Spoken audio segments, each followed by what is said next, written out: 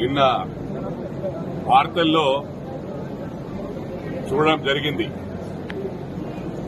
ABN ఆంధ్రజ్యోతిపై BRS దాడి చేస్తామని చెప్పి ఒక్కసారి గమనించాలి. దాడి చేసిన వాళ్ళు ఎందుకంటే గతంలో తెలంగాణ ఉద్యమంలో అందరినీ వాడుకొని 10 సంవత్సరాలు గేట్ లోపలికి కూడా రానియని సంగతి అందరికీ కూడా తెలుసు.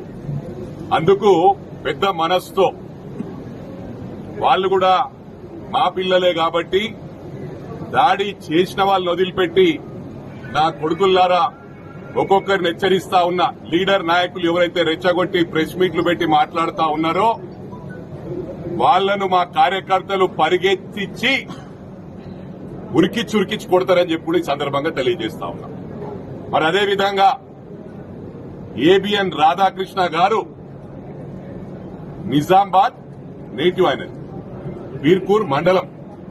అంటే మీ అయ్యే జాగిరా? తెలంగాణ అంటేనే మీది. ఒకటి గుండె మీద చేసుకుని ఆత్మ పరిశీలన చేసుకోవాలా.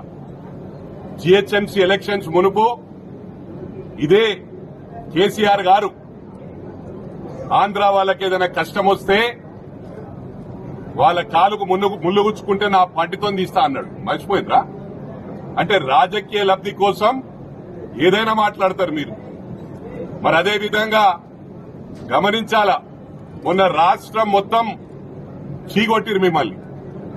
గ్రేటర్ హైదరాబాద్ లో సీమాంధ్ర వలన, అదేవిధంగా అన్ని రాష్ట్రాల ప్రజల వలన, అంటే గ్రేటర్ హైదరాబాద్ అంటేనే మినీ ఇండియా, మీకు వచ్చిన సీట్లే గ్రేటర్ హైదరాబాద్ లో.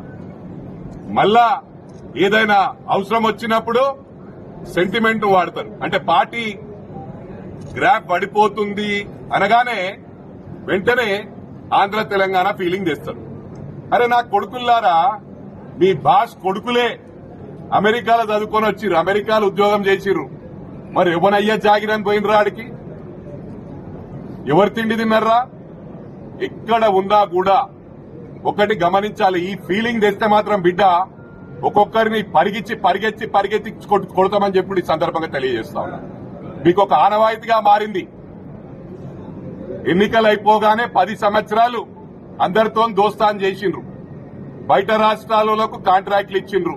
కమిషన్లకు తన మన తేడా లేకుండా ఎవరు కమిషన్లు ఇస్తే వాళ్ళకి కాంట్రాక్ట్లు ఇచ్చిండ్రు.